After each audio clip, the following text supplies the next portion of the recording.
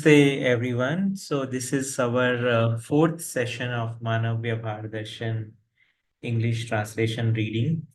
And in the last session, we had Shavya reading Madhyas Darshan ke Mool Tattva, the basic elements of Madhyas Darshan. We had covered up till point number 7. I'll just very quickly run over those so that we are all on the same page. Let me just very quickly see where is that. Yeah, here it is. Okay, can you see the screen? Anyone? Yes, Okay. So as I had mentioned yesterday in the last session, uh, these points actually give you a glimpse of what is there to come. It makes us familiar with the terminology and gives us a very bird's eye view of what is to come in the subsequent chapters. So the first one is called Udghosh, or I mean, all of these things have been explained very well. It's just a revision and some perspective that I might like to share from whatever I could. So first one is proclamation, the let live and live. Right. So if you know that Mahavir Swami uh, gave the other way around, like Geo or Gene do, live and let live. And so here it is being said as let live and live. So one of the thing I remember that Babaji had once said that um, just like there is something called Matsya Nyaya, or the justice of fish, right? Which is say there is a big fish and there are small fish in the same pond. So the big fish first eats the small fish and lets the remaining fish live so that it can eat them the next day, right? So that is the justice. That's the meaning of justice for the fish. While in the case of humans, that is not how it works. Here it is about letting live first, which means that you make the conditions for the other uh, livable. Only then you basically are able to live. So let live and live in another way is actually about kindness. It is about understanding the expectations in the relationship. So it is, so in the case of humans, it is not that you first ensure your living and then let the others live in the margins. Uh, Here it is saying that you first actually let live and then live, right? So that is something. Then comes the second one is that the wish for universal well-being or Mangal Kamna. So here it is that it is saying that, okay, what is this world should be like? And saying that may the earth itself be like heaven and humans be gods. May dharma prevail and may goodness be eternal. So this is the vision or the wish that he says that which will be having the good of all. The third point is about the realization knowledge. So it is Anubhav Gyan. So far in the tradition, it has been said that the knowledge that is there in the realization or Anubhav, it is not something that can be expressed in words, right? And in fact, Samadhi itself has been considered as the point of Anubhav. So here Babaji is very clearly saying that Anubhav or realization is something that can be expressed in words. Also, it is worth noting that for all the knowledge that we actually get, our experience is that we get those knowledge from our senses, right? And in fact, the Hindi word for the senses is Gyanendriya, which is that the in the senses with from which we get the knowledge. So here it is saying that there is a mode of getting the knowledge apart from senses as well, right? So that is something that, and what is it that actually happens uh, in this knowledge, which one gets apart from senses, right? Or the parasensory knowledge or indriyatit anubhav. So that is what basically it is being said is that Atma, the nucleus of Jivan atom that attains the realization in the omnipresence, this is the knowledge that it gets, that a sentient and insentient nature saturated in omnipotence. The infinite sentient and insentient units are saturated in omnipotence. So that knowledge of this saturation comes into the realization in Atma. And then it basically, along with that, with this, based on this realization, you also get to see the realities around. And there you see that all units saturated in omnipresence, permeative and transparent, have form, attributes, intrinsic nature, and dharma. So these are the four quadrants, so to say, for to recognize uh, for any entity or any unit of nature.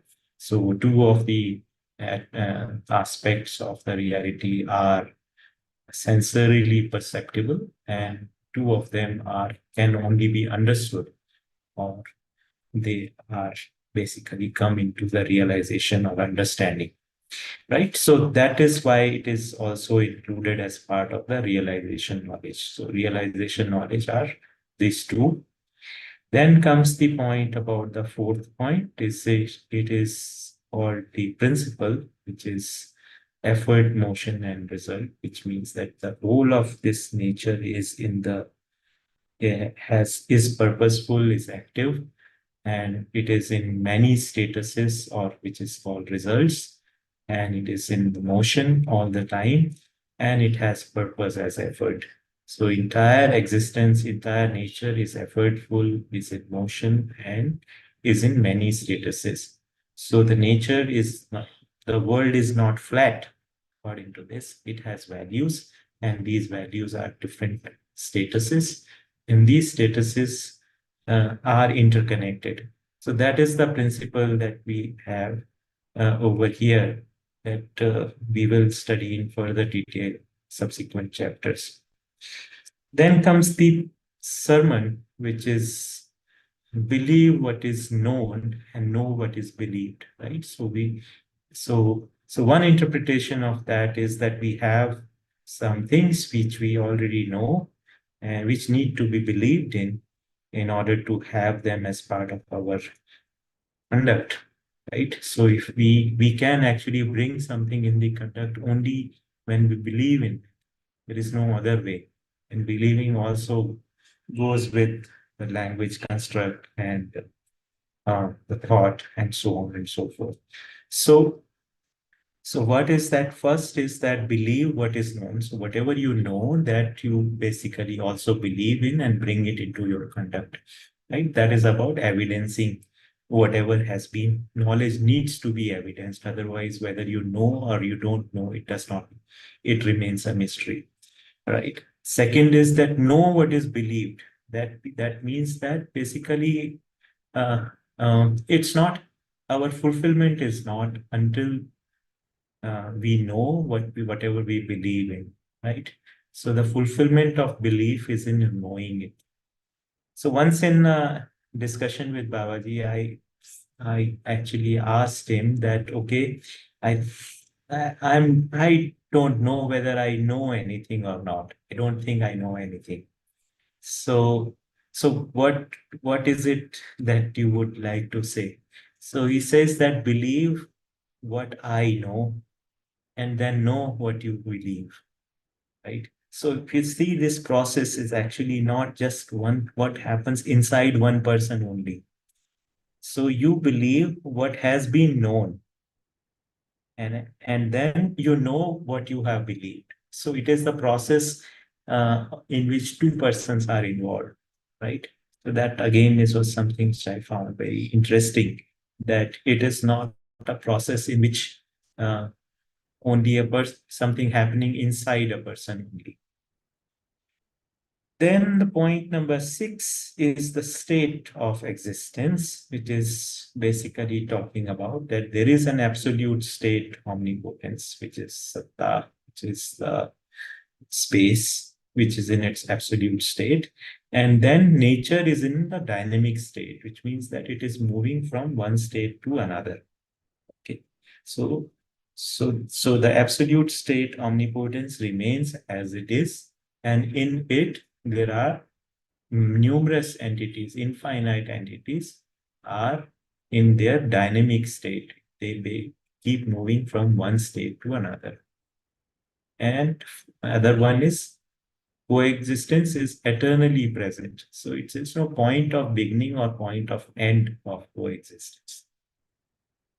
So again, the next point is about the evidence. What is the evidence? How do we consider something as the evidence? So most important thing that we have in this darshan is that we are saying that it's not the scripture or certain person's words that are as commandments which are the evidence. The evidence is a living human being. A living human being alone can be the evidence, not a book, nor an instrument. Okay, so it is something which is a completely different way of looking at things. Science gives evidence in the form of something which can be proven in a laboratory. So it is instrumental evidence that we are talking about there. While in the idealism, it is always the sacred book, or which we say is the final word of what is right. So here we are saying that it is not the book that is the evidence, including the book that we are reading, or Babaji's words. That is not the evidence. The living person is the evidence. That makes a whole lot of a difference. So, and the person actually is seen, the evidence is seen at 3 levels: at the level of realization itself, and then as justice in behavior, and as work, and in terms of what you do in terms of your occupation. So even that also has been considered as part of evidence.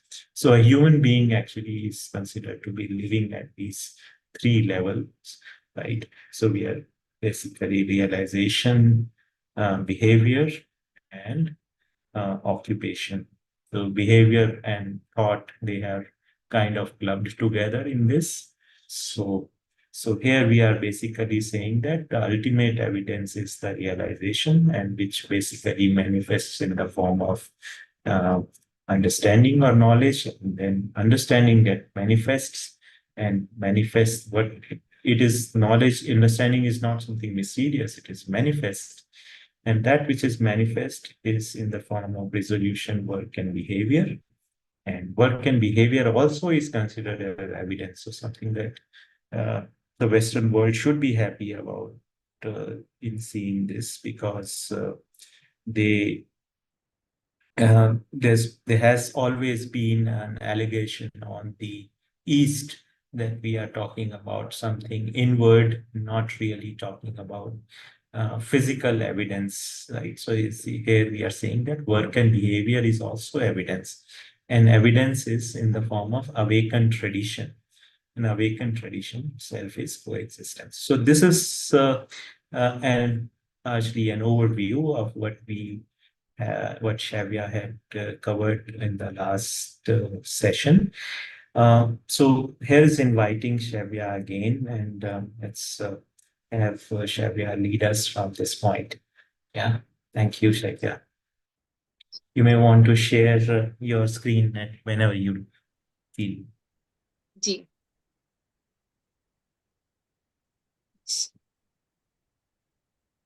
Thank you so much, Chachaji, for giving a brief recap of the last session and adding your valuable words to it. I will continue. Namaste to everyone. Harihar. And now we will begin learning about the points ahead.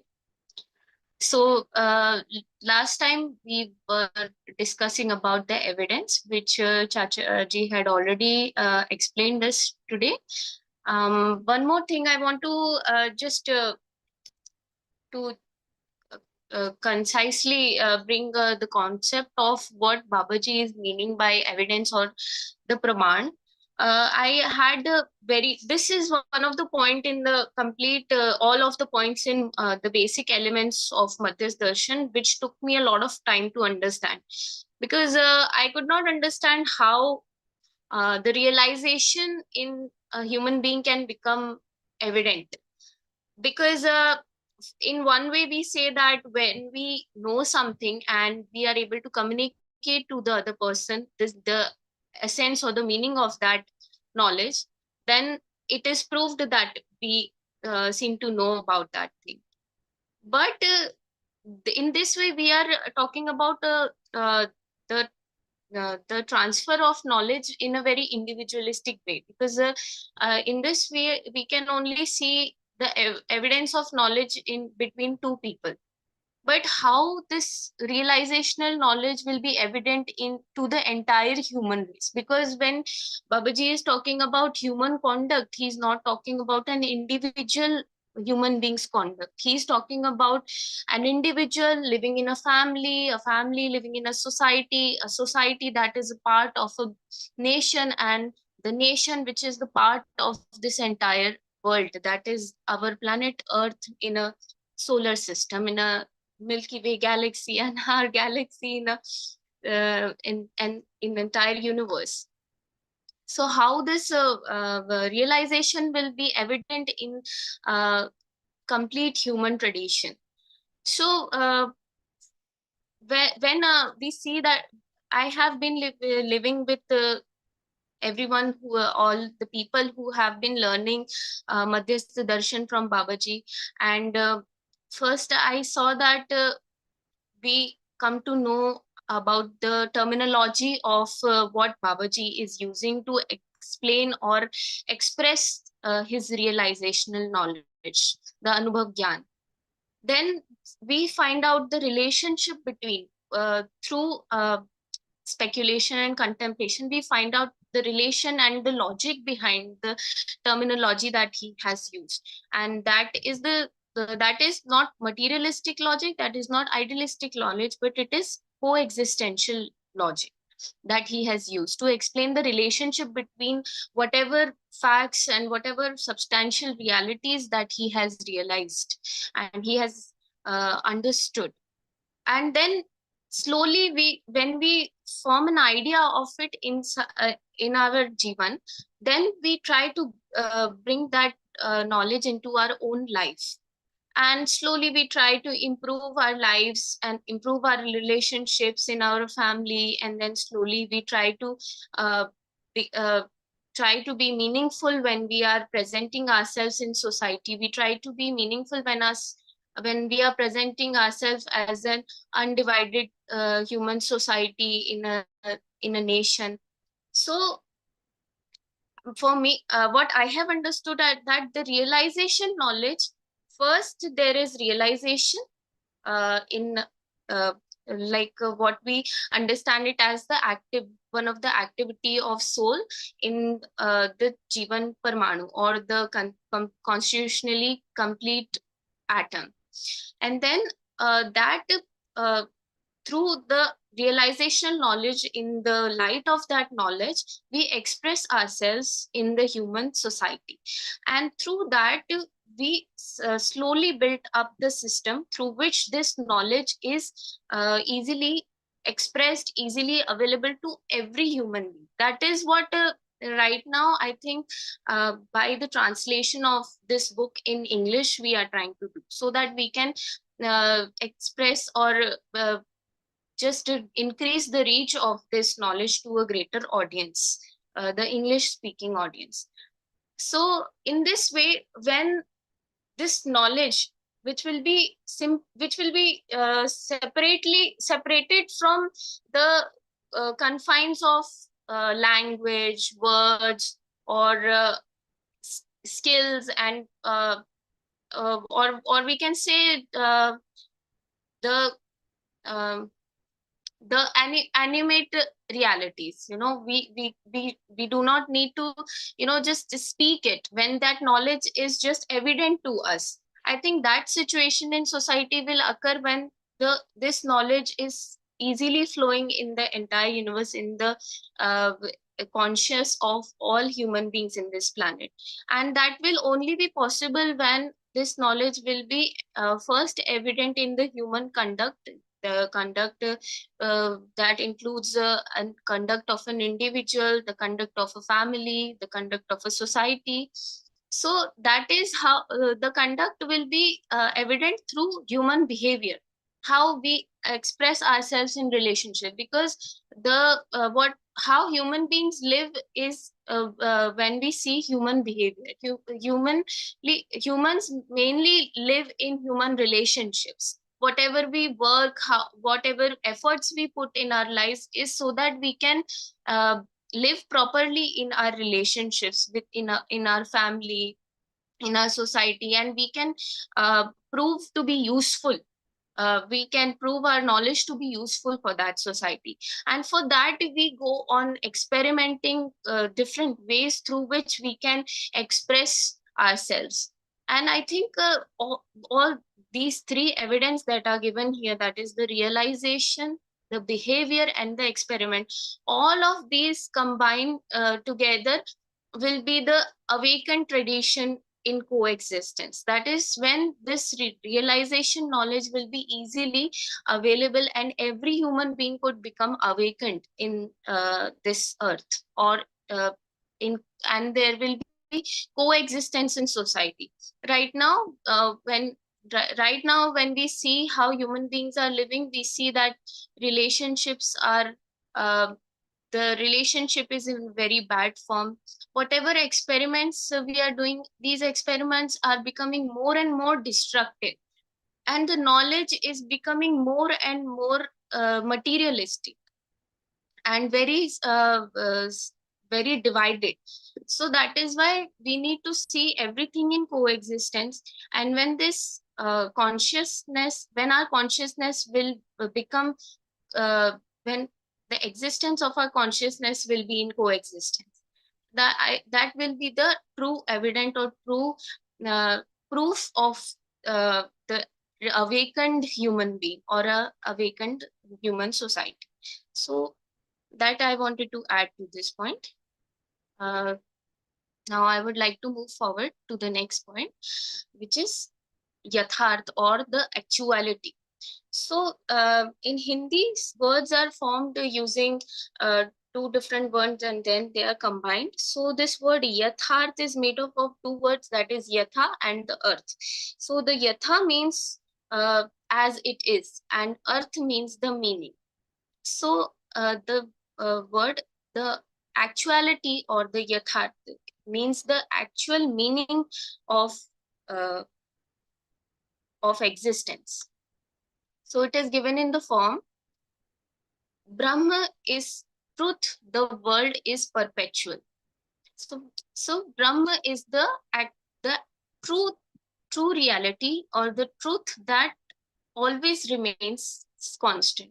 It does not change. Because when we see the omnipotent principle, or the omnipotence, or the omnipresence, or what we say is space, we see that space does not change. There is no activity in space, and that is why there is no change in it. We see it as a energy that is complete, that is boundless, and which is not physical. It is metaphysical. So that is why Brahma is here said that it is truth. Brahman, uh, we have in Indian philosophy also we see Brahman, but the all the discourse regarding Brahman is mostly related to the creationist theory. But when we imply the quality of creation to the ultimate reality, then it has to change its form. It has to be changeable, and that becomes a paradox. because something that is changeable cannot be constant, and that is why its truth changes. But when we study the Brahma as energy or a omnipotence that never changes, and it is complete and it is boundless, but it contains entire universe in it, and it energizes the entire universe, all the sentient and insentient units in it, then we can easily understand the reality or the truth about Brahman and the truth about the world. So now, when we say that the Brahman is truth, the world becomes perpetual, because in this world nothing gets destroyed. Eh, in science we study that a particle uh, can be converted into energy, and energy is converted into particle, and that the existence of particle completely changes into energy. But in reality, if a particle needs to be converted into energy, it needs energy in itself. To accelerate with the speed of light, it needs energy. And what it there this question arises in it, that where does this energy comes? So there is a question mark in it, in this theory, in this hypothesis. But in reality, when we see, when we actually observe the entire universe, we do not see that anything is created or anything is getting destroyed. We only see accumulation, or we see disintegration in universe. Particles come together to form an atom, and sometimes particles leave an atom and get and are shared by other atoms. And in this way, we see nothing is created and nothing is destroyed. Only there is change in the form. And that is why the world here is called perpetual. Perpetual is something that remains same, but it can change form. It looks like it is changing, or it is getting converted into something else, but it the reality or the existence remains constant. Nothing is destroyed or nothing is created. So this I think this single bullet point, or this single yatharth reality, or the actuality that Babaji has presented, it uh, it uh, it helps us to just be free from all the discourse that is there in science and also in idealistic philosophies, that is regarding the creation and the destruction of this universe. So, this is the first bullet point of the actuality. Then the Brahma and omnipotence is omnipresent and Jivan clouds. There are many. So, what we mean by Brahman, or the ultimate reality, is that it is omnipotent and omnipresence. Omnipotence means that it is complete and it is energy in itself. And in further chapters you will come to know that it is not an energy that is relative. Like there is energy there is sound energy, there is pressure, there is force, there is electricity, there is magnetic energy. All of these energies are related. When something attracts something, it is only evident when other thing gets attracted towards it. When something is hot, it is only evident to us when another thing is less hot in comparison to it. But the the Brahman is not something that is not an energy that is relative to something, because it is not an activity, it is not a unit, it is a complete form of energy, and that is why it is omnipotent and it is omnipresent. That means it is everywhere. There is a no, like sometimes we try to say that there is 99% energy in space, there is 1% universe or the units in space. I think saying 99% and 1% would only make our understanding of the substantiality of Brahman and universe and planets in the universe become, it will make us not understanding properly. And so that is why we say that the Brahman is omnipotent and it is omnipresent. That is, there is 100% reality and the truth in the of the presence of Brahman and the sentient and insentient beings which are um, saturated in the Brahman. And Jivan clouds are many. So Jivan, what do we mean by Jivan clouds? This word Jivan cloud is has been translated from the word punj, punjaka. So when we say that there is a soul in a human body, the human being is in coexistence of body and soul. We say that this soul moves in the boundary of the body or in the form of body. So we sometimes we call it aura, sometimes we call it the shape of the soul. um, so everything that is physical or has form, it has some kind of uh, shape, and that shape is called punjakar. Like when we talk about atoms, we don't really know what the shape of the atom would be, but uh, we project the shape of atom in the form of concentric orbits, and there is a center in which the particles are present. Similarly, Jivan has also a form. It can be imagined in the form of it has one particle in center, and it has four concentric orbits, and the nearest orbit is the in orbit of intellect, that is buddhi. But uh, the actual shape of Jivan, when we come to know it, is will be how it is evident to the human world. Like when we say we are an individual, so our soul lives in the form of an individual. When we say we are a family, then we live in the form of a family. Our individual character gets submerged in the character of our family. Whenever we understand that we are part of a family, then we do not express ourselves as an individual, we express ourselves as the part of a family. And similarly, when our family is part of a greater human society, then our family does not limit its character to just what the family members or the uh, the birth relationships we know. We grow out of these relationships. Our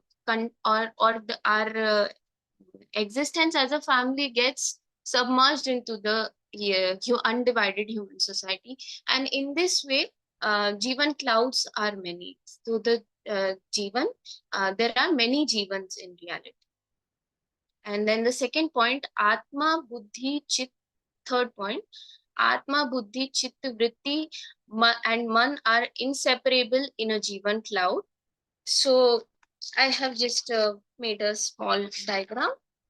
When we study in Hindi, we see it in this way.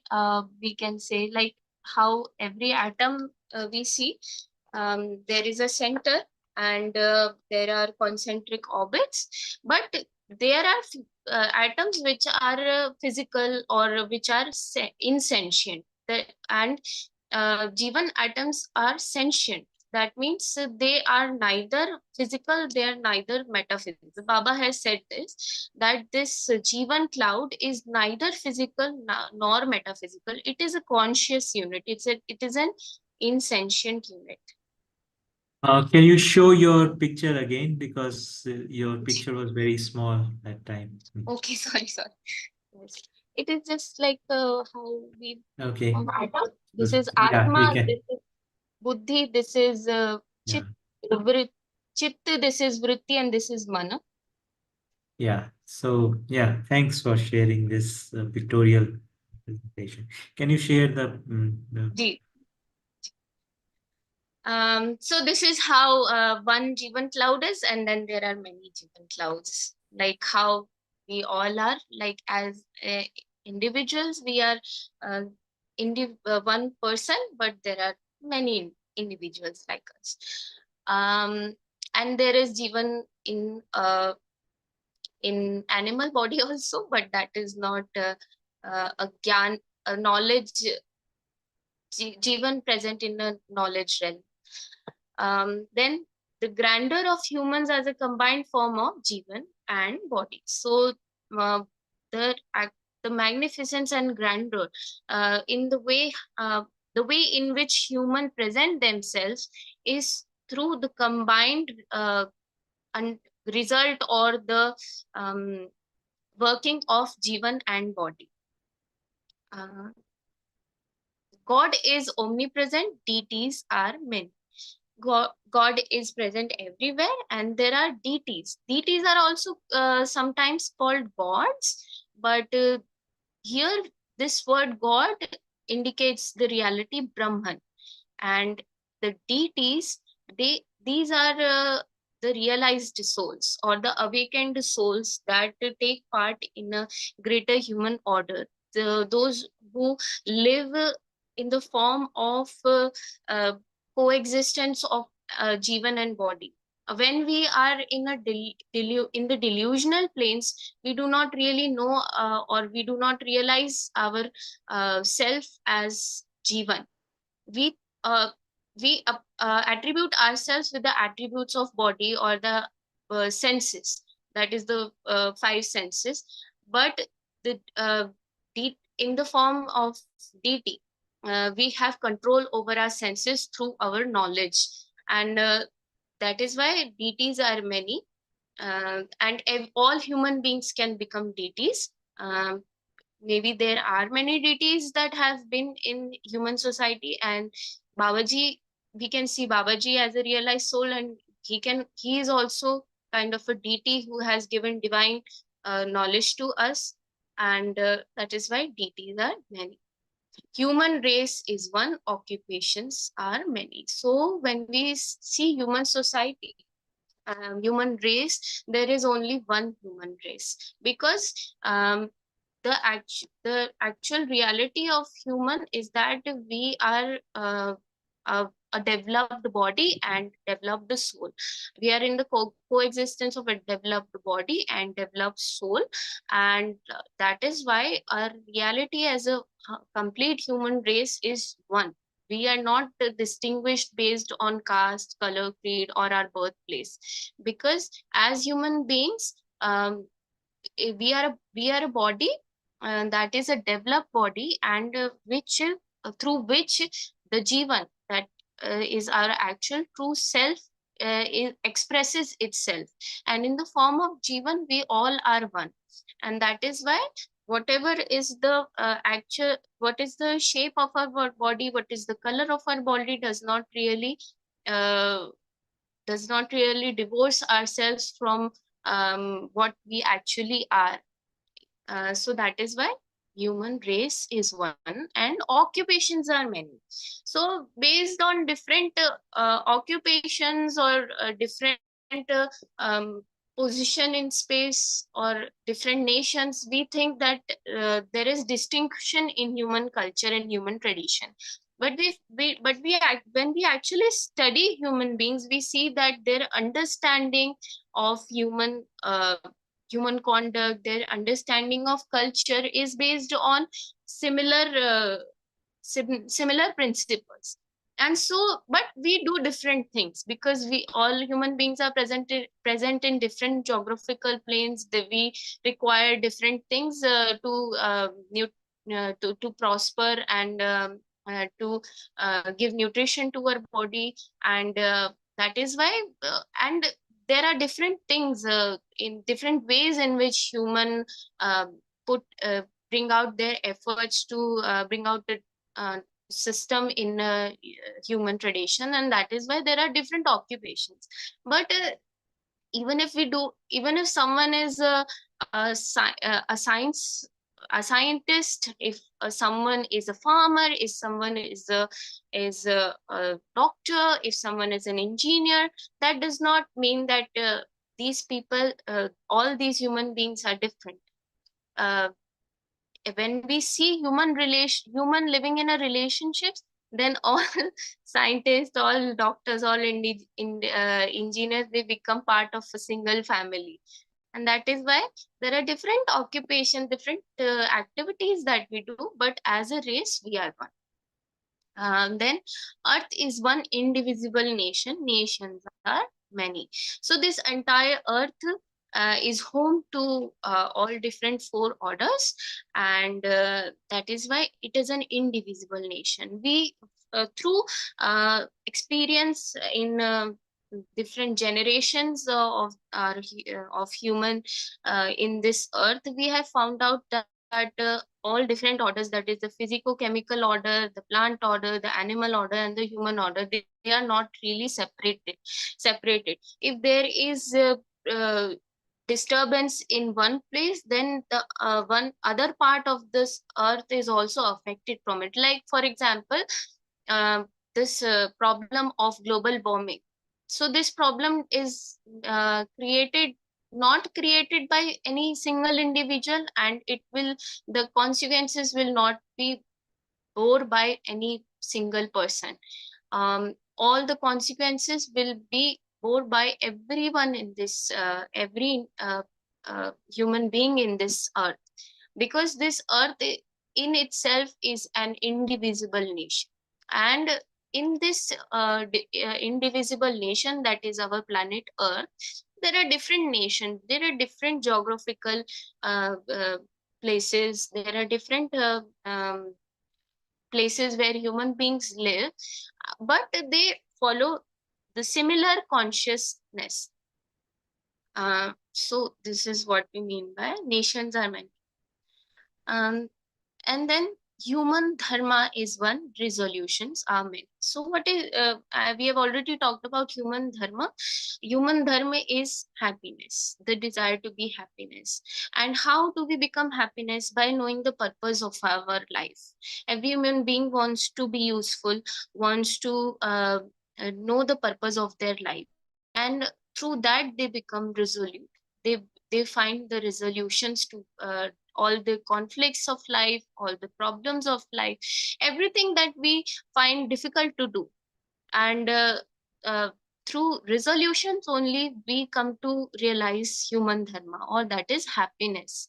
If we remain in conflict and in stress all the time and always surrounded by problems, we do not realize human dharma, or we are not happy, and that is not acceptable for even 1 second for us.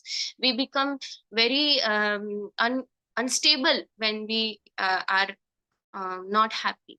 Babaji used to say that not for even minutest second any human being wants to uh, is can be separated from being happy. If, human beings always want to be happy, but we because of our lack of knowledge and our delusion, sometimes we let go our problems, we just ignore them, and that is why we do not become satisfied in our lives, and that is why we need resolutions in to realize our dharma. Why it is said resolutions are many?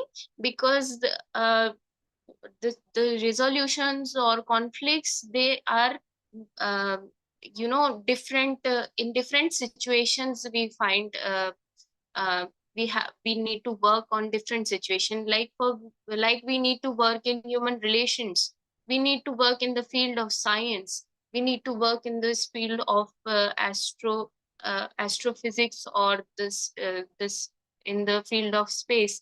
We need to work in a work to build a complete a human order in this planet earth. So that is why there are many resolutions. And the word Babaji has used for resolution is samadhan. We can also attribute resolutions are many as sarvatomukhi samadhan, that is multifaceted resolution or the solution. That is to know the answer of every uh, what, why, and how. Then there is Jivan is immortal, birth and death are occurrence. So this word, Jivan is immortal, birth and death are occurrence. So this birth and death, these are these are two occurrences in nature that we perceive, like when we take birth, and we perceive the entire world through our senses, and then when our soul leaves the body, and that when we are declared death. These are just as occurrences in nature, but that occurrence is natural phenomena. No one can stop it. We can only be proved to be useful through the time that we are on this earth, and this is like an opportunity for human beings. We are given this body to be worthy of this body, and that is why birth and death do not really they do not really uh, are conflicting with the immortality of Jivan. Jivan is immortal. That means Jivan is a atom that does not get destructed.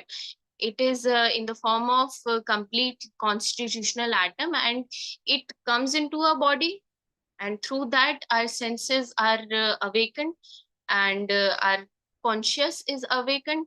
And when we leave this body, if we do not become awakened Jivan, then we we come then again we have to take birth.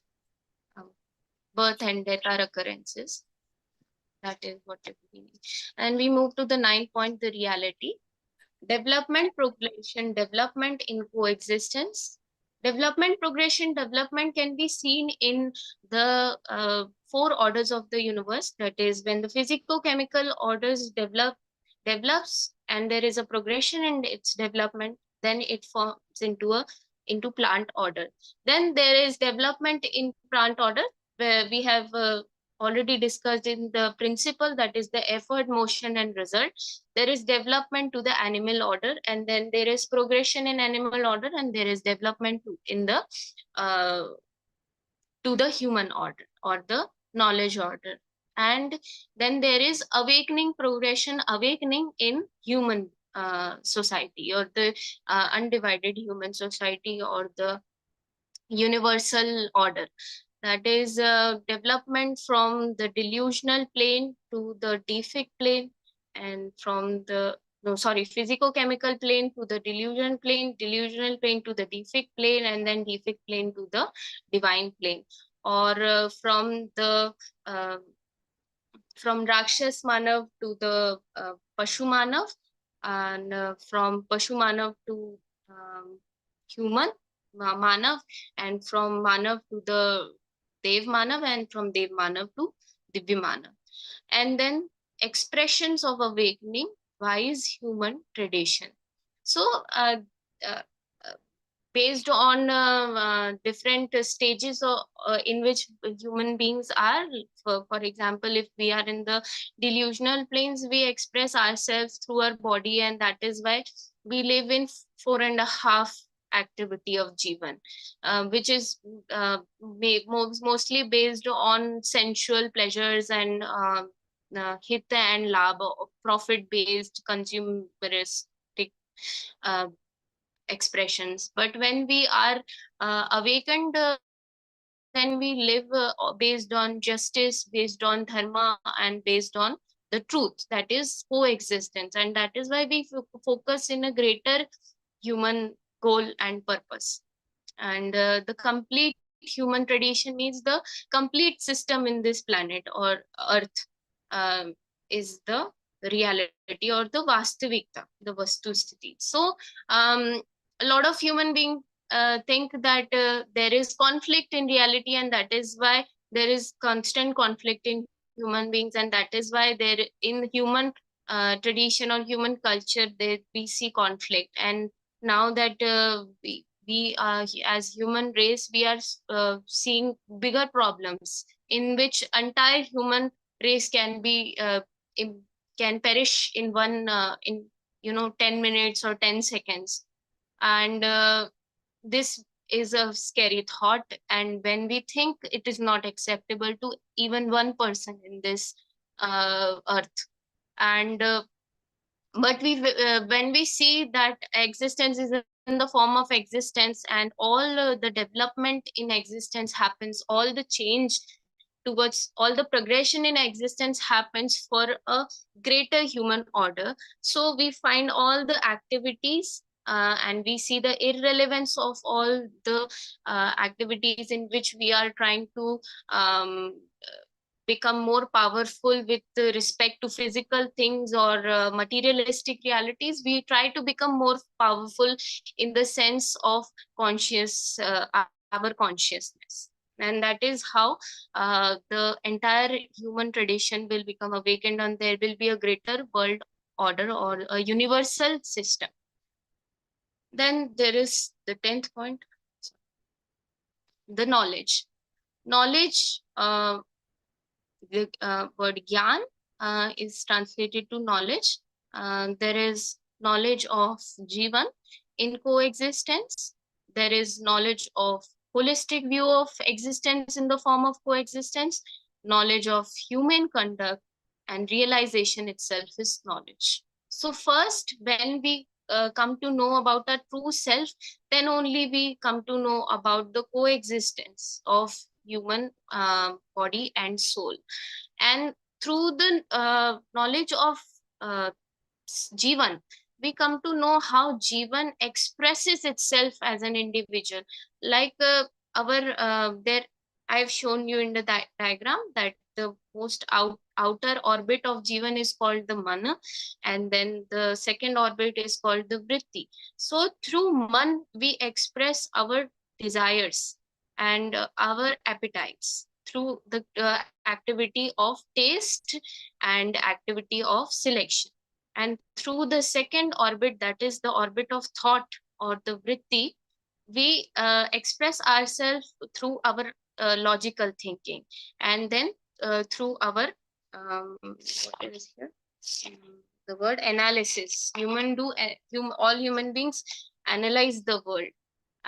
So this is how we come to know about human um, endeavors, by knowing the knowledge of jivan in coexistence, and the knowledge of holistic view of existence in the form of existence, that becomes the second part, that is the knowledge of coexistence, that every reality is coexistent. When we talk about thought, it is also not existing alone. Nothing in no activity in this universe is just one single activity. All activities are in coexistence.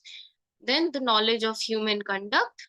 Through the knowledge of our conscious soul, we come to know how this soul is expressed in human tradition, and it is expressed through the knowledge of human conduct or the human behavior in how we um, communicate and express our knowledge in human relationships.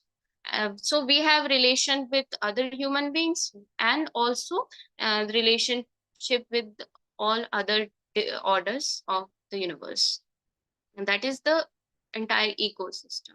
Realization itself is knowledge. So this knowledge of jivan, knowledge of coexistence, and knowledge of human conduct is the knowledge of realization. Then the 11th point, the discovery. There are fundamental discovery about when we are learning about this new philosophy, we ask what was the need to know about this philosophy, what new it presents. So these three points, the constitutional completeness, that is the jivan in the form of the soul in the form of an atom, and it is a complete built atom. That means it is immortal, it does not disintegrate. For example, whatever are our thoughts, it does not go and is not does not go and sit in some other person's thought. Okay, we can only communicate our thoughts, we can only express our thoughts, but our second plane of second orbit of jivan, that is the orbit of vritti, in which the activity of thought happens, that is undivided in the complete constitutional atom, that is the jivan atom. And so this is one of the biggest discovery in this philosophy, Madhyas Darshan. And then activity completeness. So when we learn about human and the awakening progression in human, we find out that currently when human beings are delusional, they only think of themselves, their self, the reality of the self as body. We do not know the real reality of the self, and that is why when we know the reality of ourselves only through the completeness of activity of the jivan, so that is called the kriya purnata or the activity completeness. And in through activity completeness, the jivan is working with complete potential and complete that is 10 activities of jivan in which the realization is included.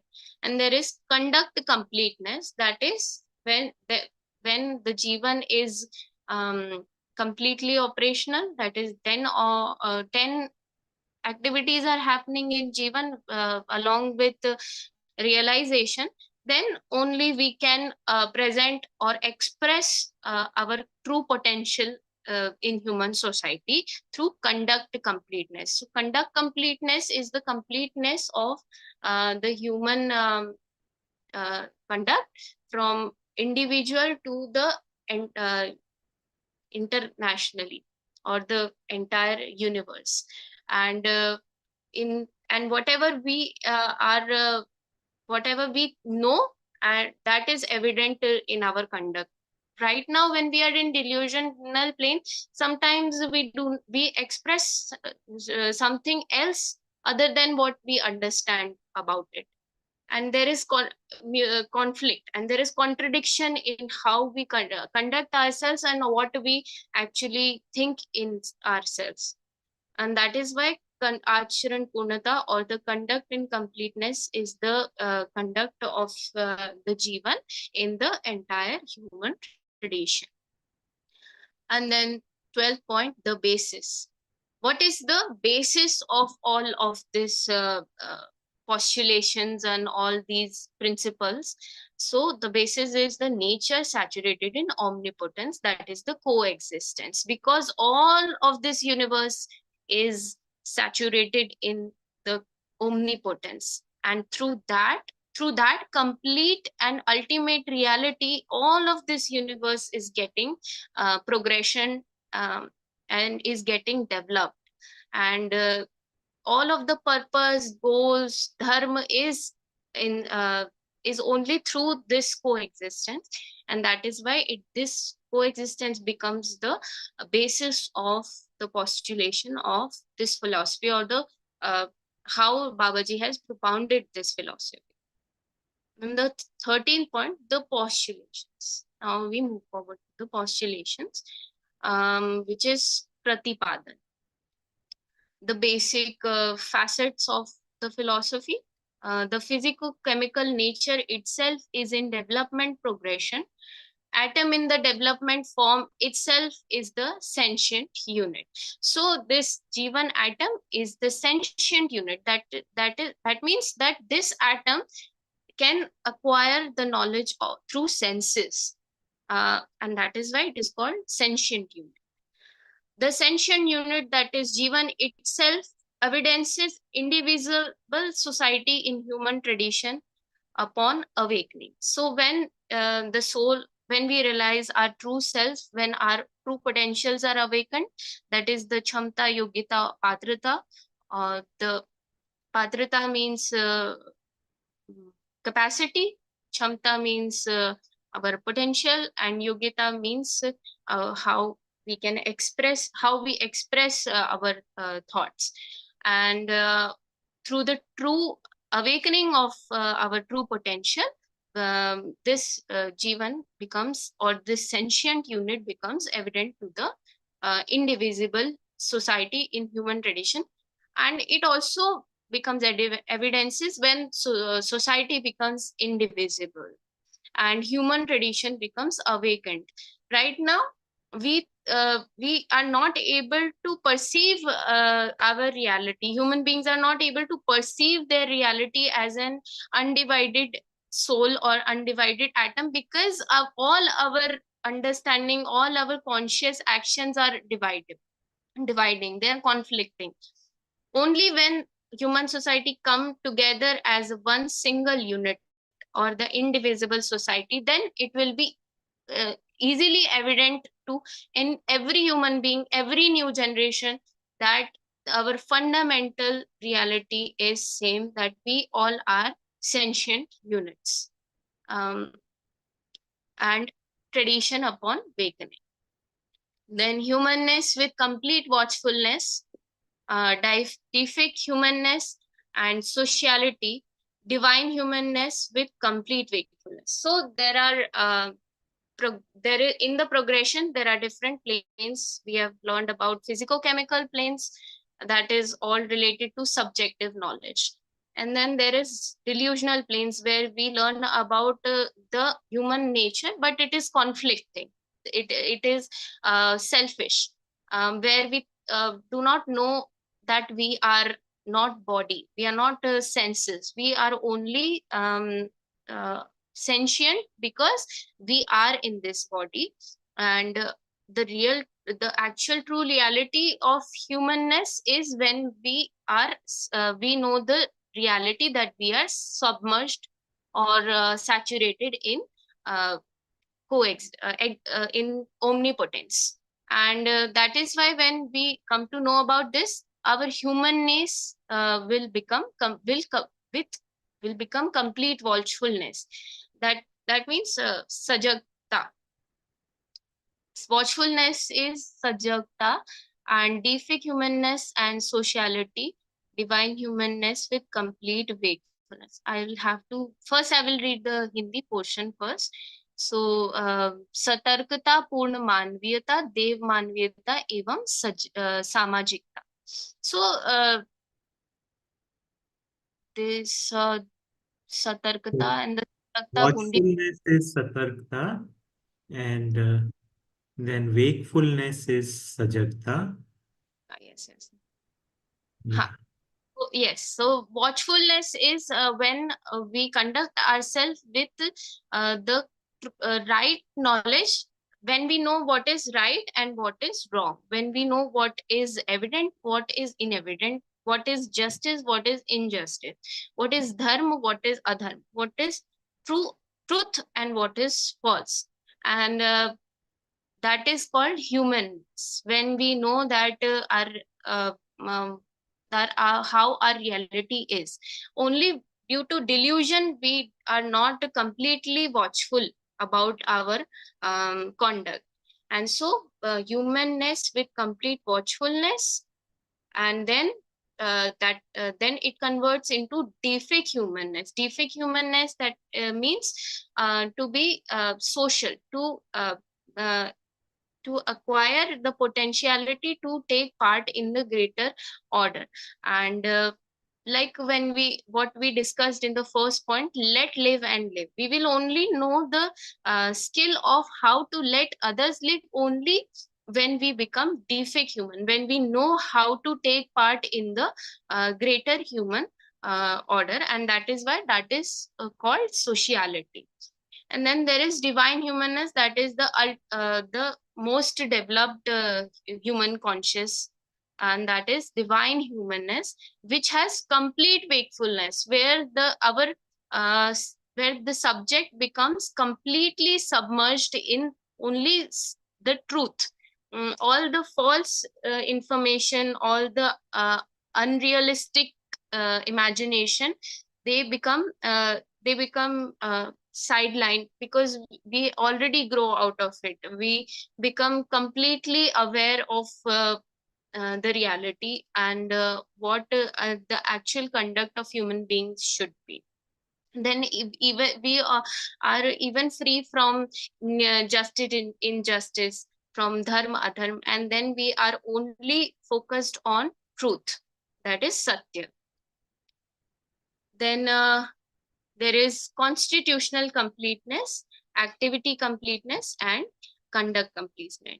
So we all are souls, and we are all in coexistence of soul and body, and that is why we all are constitutionally complete atoms. But this activity completeness is still remaining. And how will it come? So it will come through complete watchfulness first, when we as defect humans could take part in uh, social order, and that will come through realizational knowledge. And in realizational knowledge, we will also come to know about the conduct completeness. That is how this realizational knowledge will be evident in the human tradition, how this will be um, uh, enlight this will be a path to enlightenment for every human being on this planet. And that will be through human society or system, human based uh, system, and that is conduct completeness, acharan purnata. The practice of acharan purnata starts from family. In further points we will come to this. Then 14 point, the truth, the satyata, that is what is um, what is enlightenment, what is accepted in buddhi. This satyata is uh, a not non-relative knowledge, but when we see it in sentient and insentient plane.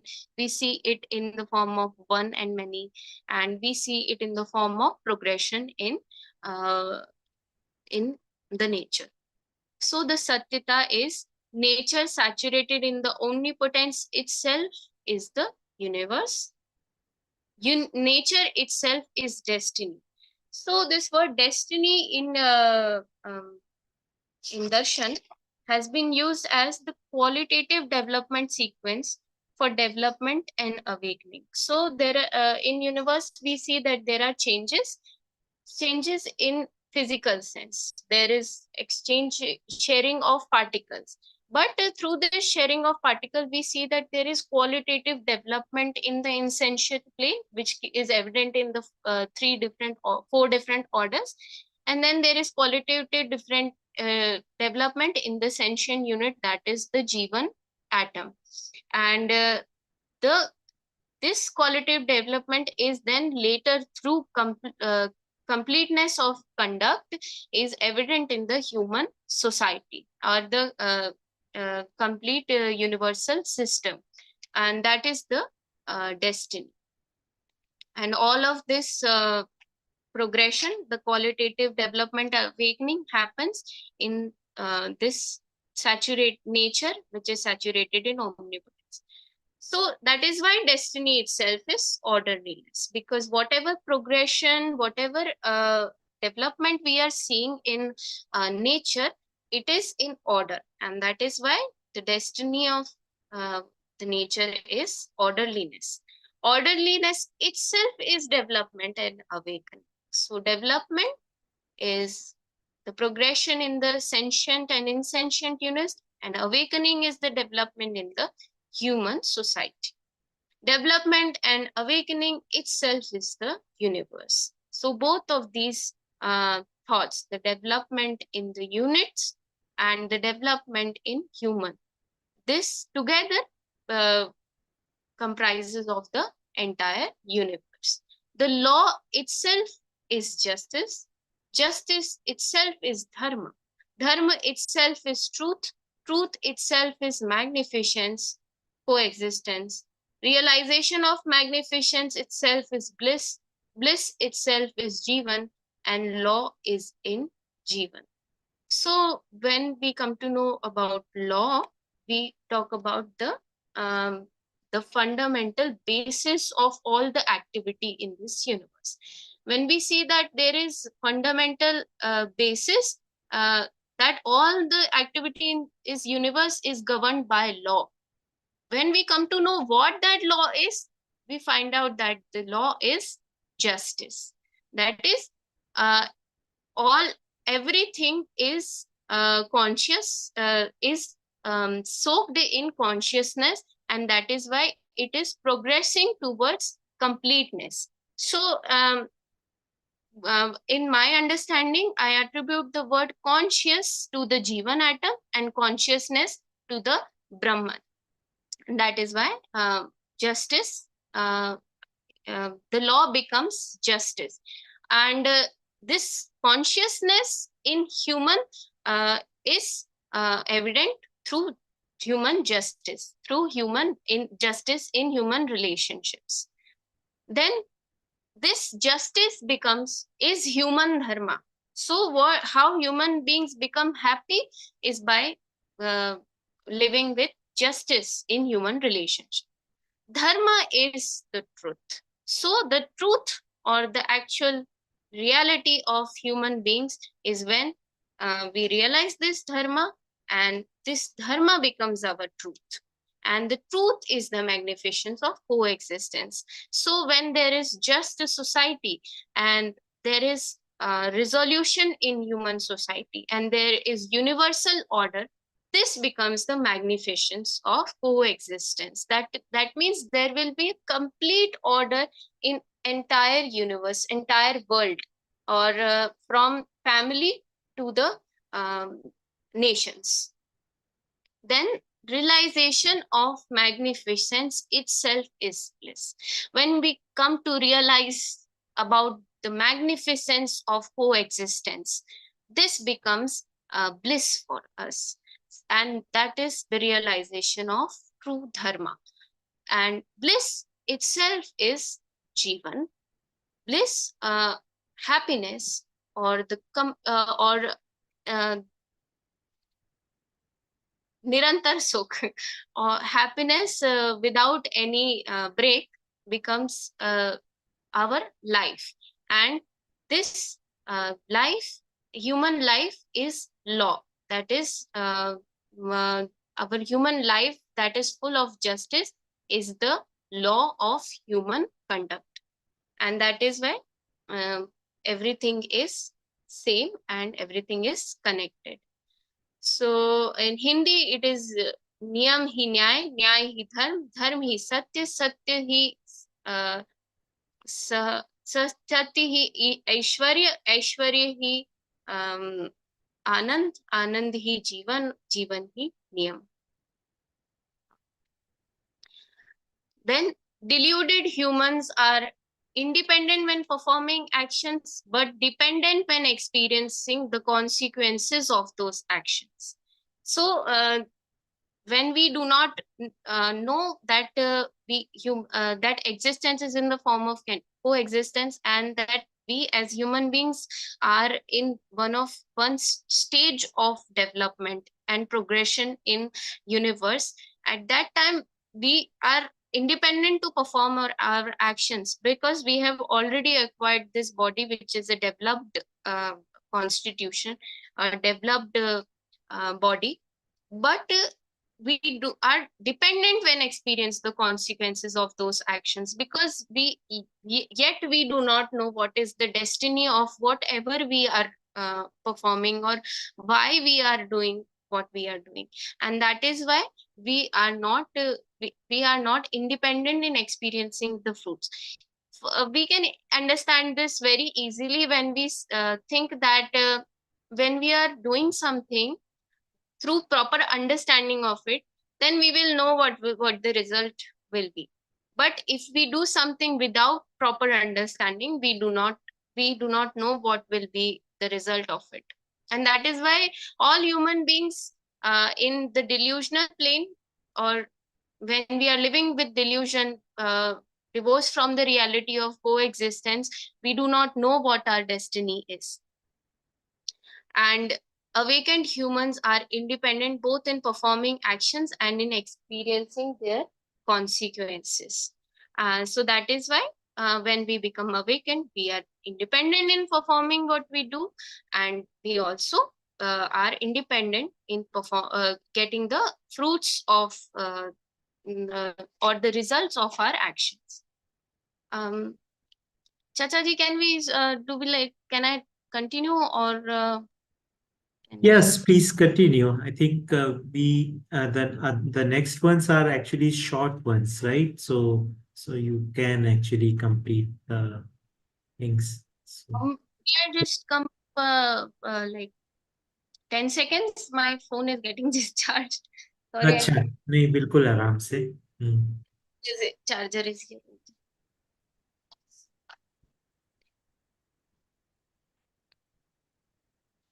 Okay. Yeah. So next point, the refuge of humans. So what becomes the refuge of humans when we are performing actions not knowing what will be the consequences of it? The tradition of evidence in the form of indivisible society and universal system becomes the refuge of humans.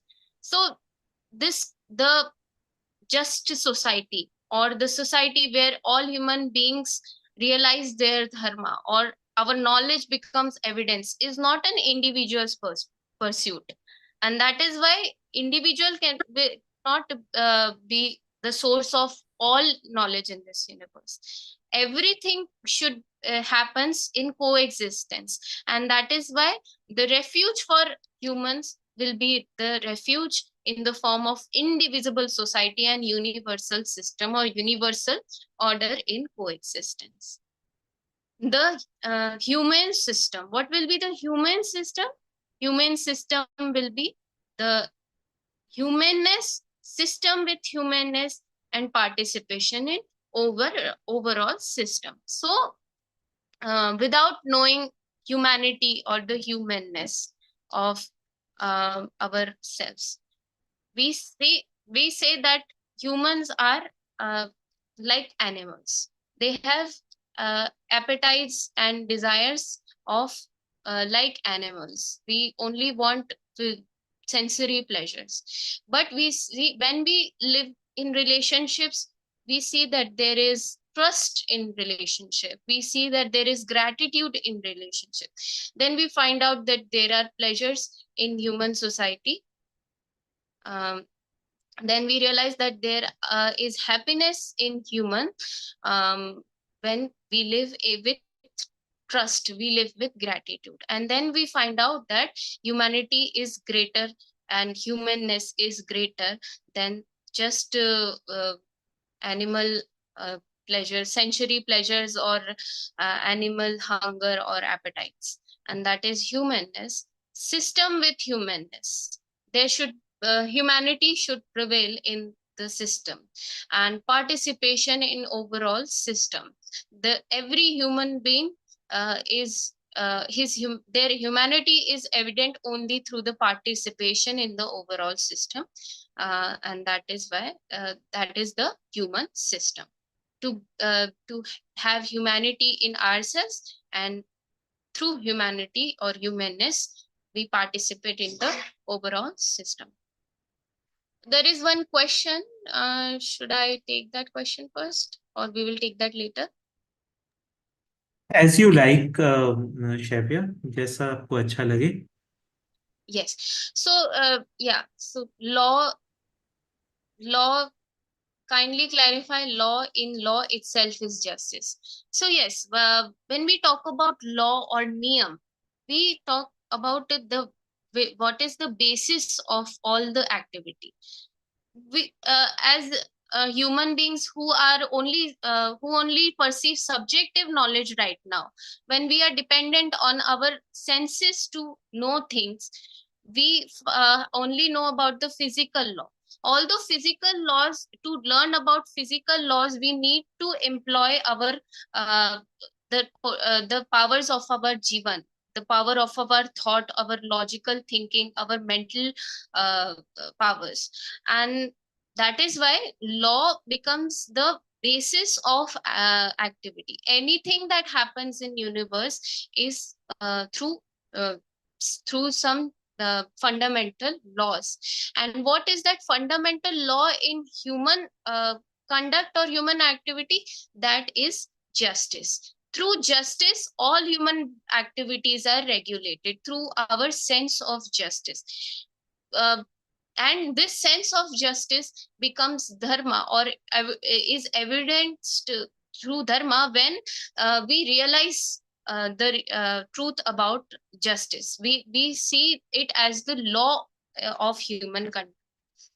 Uh, s- but this justice is not acquired through senses. The knowledge of justice is not acquired through senses. For example, when we talk about our mother, and when we talk about motherly nature, then um, motherly nature cannot be acquired through senses. It is realized, it is understood in our cells, how our mothers take care of us.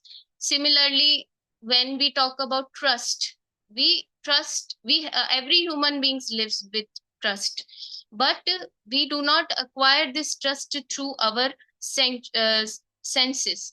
We understand what trust is by employing the powers of our jivan.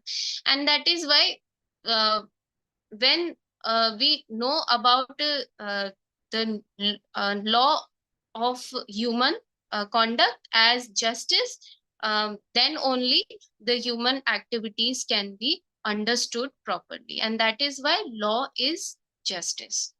I hope I have tried to explain. Then there is 17th point, completeness in an individual. There is two types of completeness we can find in an individual. That is activity completeness. That is complete activities. I have also made a chart of it, but I will not share it right now. I will just read it out. There is Atma, that is the center particle of the human soul. Then there is Buddhi, the first orbit nearest to the Atma. There is Vritti, that is the there is Chit, that is the second orbit nearest to the Atma. There is Vritti, that is third orbit, and Man, that is the fourth orbit. There are 10 activities in Jivan. First is taste, selection is second, comparison in Vritti is third, analysis is fourth, insightfulness in Chitta is fifth, visualization is fifth, insightfulness is sixth, determination is seventh, enlightenment is eighth, and then there is realization and evidence. These are the complete activities of human soul. And then through these activities, we come to know the different projections of these activities in human conduct, and that is the complete uh, conduct of human in family, society, nation, and world. And through in human relationships and in nature, whatever we do in nature through our occupations. So these are the different conducts. Then there is completeness in society.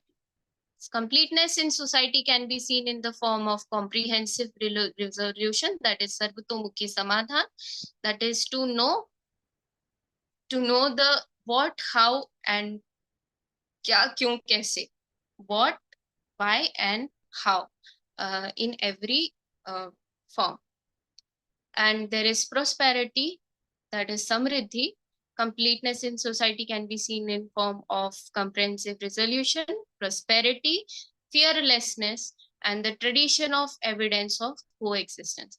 Now we need to understand this point, fearlessness, because fearlessness does not simply mean to just be free from fear. It means to live with trust, to live with vishwas, and to let live and live will be the actual evidence of fearlessness when trust is established in society.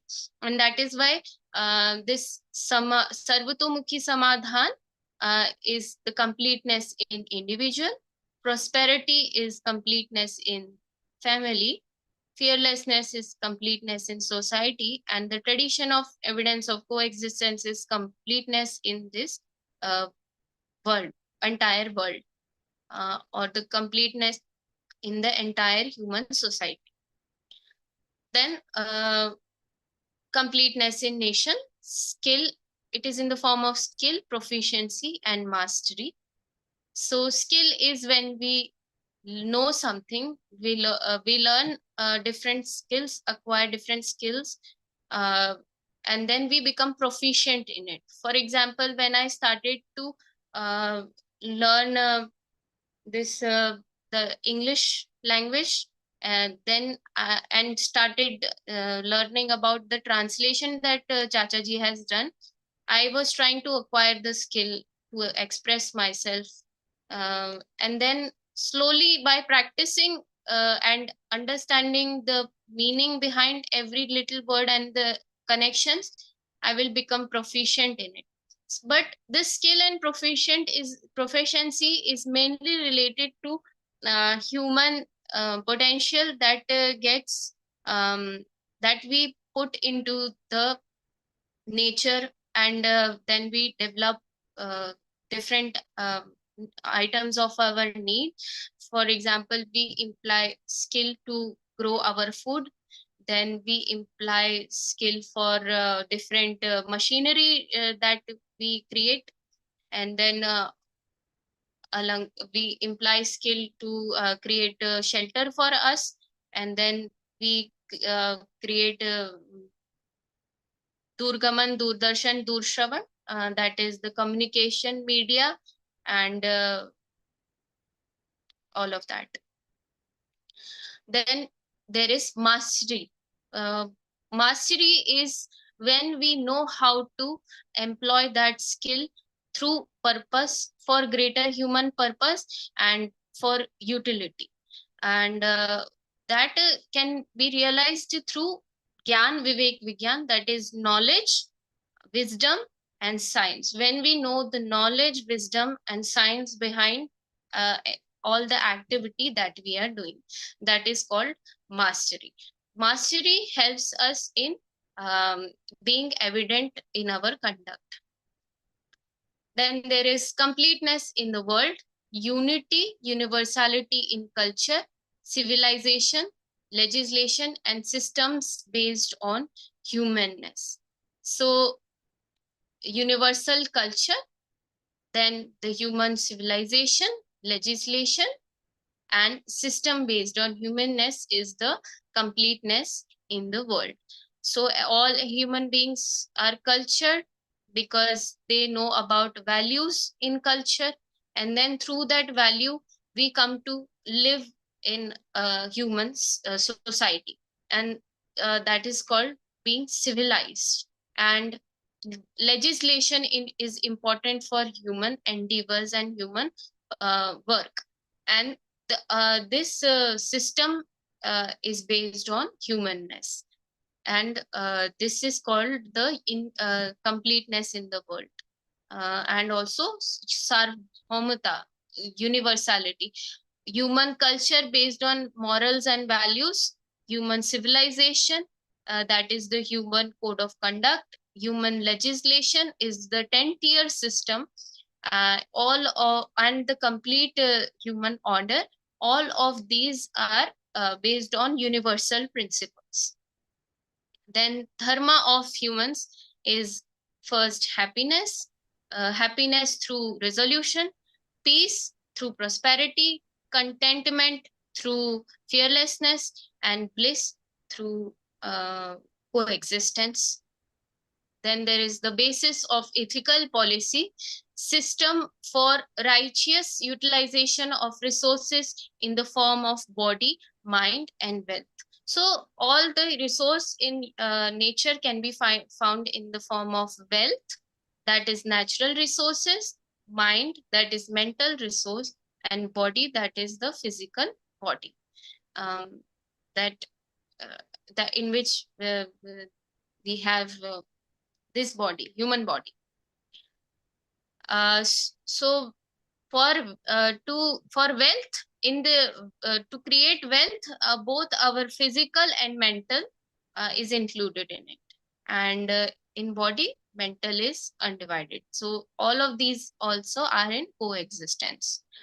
The basis of state policy, system for security of resources in the form of body, mind, and wealth. So there should be a system in which all these resources are utilized correctly, and they are secured. So that is the basis of state policy. And what is One thing, because since we are running a little out of time, what I suggest is we want to listen to you. Can maybe complete this session, remaining points in the next session. And then after that, the next presenter, that is Drashta, can take over. So that will be good. Rather than rushing you into completing this thing, we would like to listen. And also we would like to have some Q&A as well. So, so maybe in the next session that we have Saturday, you could do the initial some time, and we can have some question and answer, and thereafter Drishta can take over the next session. Is that all right? Gigi? I hope that is all right. So we will complete till maybe you can start from that Rajniti, that is the state policy. And so, right.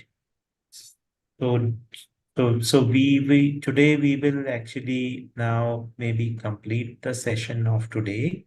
If there is anything very quick or anything anyone wants to add, you can have a couple of minutes and then we can close today's session. Grishta, you wanted to say something?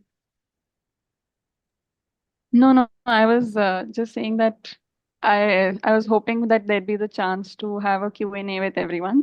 So not a particular question per se, but I really enjoyed listening to your explanations, Shevya. It's a huge task. Yes, I think full marks to you, Shavya. A lot of hard work that you have actually done. It is not an easy thing to actually do the Mool Tattva, because it is very uh, there is not much description over here. So everything you'll have to basically add over there, and and it takes some effort to actually fill in the blanks what has been actually given. So full marks to you, and we will actually meet you next Saturday. Yeah, I would also like to add something to this. हाँ शुभा दीदी बिल्कुल.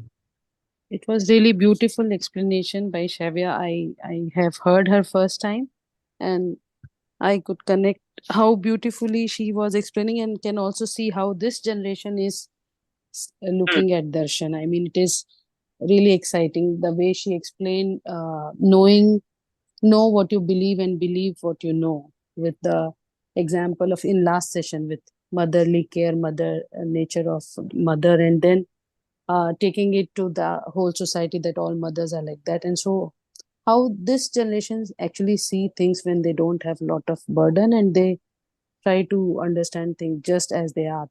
So it was very good. I just wanted to congratulate her on Yeah, this. yeah, I think it's very important what you are basically saying. The it sometimes it is not just words that actually say the meaning.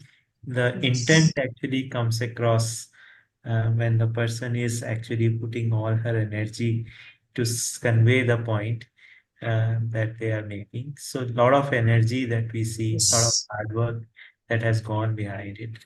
What we see in terms of words is only uh, the tip of the iceberg. So behind that is a lot of hard work and the dedication of the parents that is behind that. Richa, you True. want something? Yes, I had a few questions, but I think we can maybe, since we're running out of time, we can maybe take these questions in the next session, or maybe once before we start the session. I hope that is okay with Shevya, because I can imagine that reading this entire thing for 1.5 hours can be exhausting, and she's explained Mhm. everything so well. Because I had a lot of questions while reading this, so I think maybe we can do this बिल्कुल next. इसको next time करते हैं. Let us हाँ, do that on the Saturday morning. हाँ. Saturday first thing we will have it Shavya's remaining points and Q&A, and then after that have Drishta lead us with the next of the things. That should work. जी ठीक है जी. So thank you so much, everyone. Thank you, Shavya, and we'll meet on the Saturday. Yeah. Namaste. सभी को Thank you, नमस्ते. Rakesh Bhaiya. Thank you, Savya. Thank you for enlighten and awaken our knowledge. I mean, love to see young generation coming up with such a beautiful expression of knowledge. Thank you so much. Thank Thank you. you. Thank you. Thank you, everyone.